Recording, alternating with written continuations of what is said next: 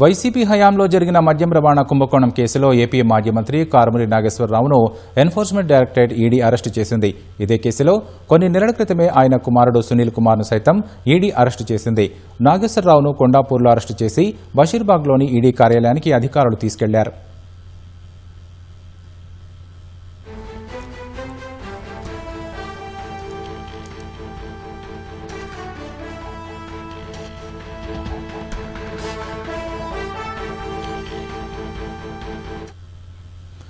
మద్యం కుంభకోణంలో వేల కోట్లు కొల్లగొట్టిన వైసీపీ ముఠా మద్యం రవాణా కాంట్రాక్టులో కూడా దోపిడీకి తెగబడిందని ఆంధ్రప్రదేశ్ ప్రభుత్వం ఏర్పాటు చేసిన సిట్ ప్రాథమికంగా గుర్తించింది.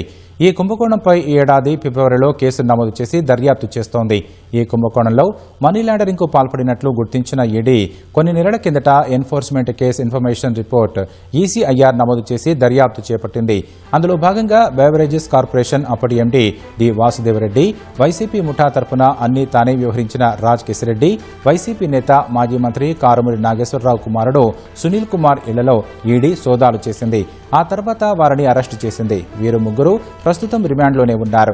ఆంధ్రప్రదేశ్ ప్రభుత్వం ఏర్పాటు చేసిన సిట్ సైతం వీరిని ట్రాన్సిట్ వారెంట్పై విజయవాడకు తీసుకొచ్చి విచారించింది. తాజాగా కారుమూరి నాగేశ్వరరావును ఈడీ అరెస్టు చేసింది. మద్యం రవాణా కుంభకోణంలో వైసీపీ ముఠా 195 కోట్లు దోచుకున్నట్లు ఈడీ తేల్చింది. అప్పటి బేవరేజెస్ కార్పొరేషన్ ఎండీ వాసుదేవరెడ్డి మద్యం రవాణా టెండర్ను తమ ముసుగు సంస్థ సిగ్మాకు కట్టబెట్టారని వెల్లడించింది. ఒక్కో మద్యం కేసుకు కిలోమీటర్కు 13 రూపాయల చొప్పున చెల్లించే రవాణా ఛార్జీలను 35కు పెంచేసి దోచుకున్నట్లు తెలిపింది. అయితే కోస్తాంధ్రలో రవాణా వాహనాల కోసం సుదర్శన్ కన్స్ట్రక్షన్స్ అనే సంస్థతో సిగ్మా సంస్థ ఒప్పందం కుదుర్చుకుందని సిట్ తెలిపింది.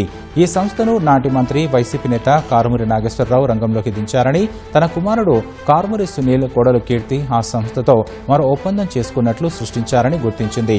పేరుకే సుదర్శన్ కన్స్ట్రక్షన్ తప్ప నిర్వహణ మొత్తం కారుమూరి నాగేశ్వరరావు ఆయన కుమారుడు సునీలే చూసుకున్నారని సిట్ దర్యాప్తులో తేలింది. ఈడీ విచారణలోనూ ఇదే వెల్లడైంది. సుదర్శన్ కన్స్ట్రక్షన్ సంస్థ వల్ల సందీప్ అనే వ్యక్తిదని, సిగ్మా నుంచి ఆ సంస్థ ఖాతాల్లోకి 68 కోట్లు చేరగా అందులోంచి 15 కోట్లు కారుమూరి నాగేశ్వరరావు ఆయన కుమారుడు సునీల్ కోడలు కీర్తి ఖాతాల్లోకి జమైనట్లు వెల్లడైంది. మరికొంత సొమ్ము నగదు రూపంలో వారికి అందినట్లు ఈడీ గుర్తించింది. 2 నెలల క్రితం ఈడీ చేసిన సోదాల్లో ఈ హవాలా లావాదేవీల ఆధారాలు సుదర్శన్ కన్స్ట్రక్షన్తో కుదిరినట్లు చెబుతున్న ఒప్పంద పత్రాలు లభ్యమయ్యాయి. ఒప్పంద పత్రం అసలైనదేనా, హవాలా లావాదేవీల ఇతర వివరాలేంటనే కోణంలో ఈడీ దర్యాప్తు ముమ్మరం చేస్తోంది.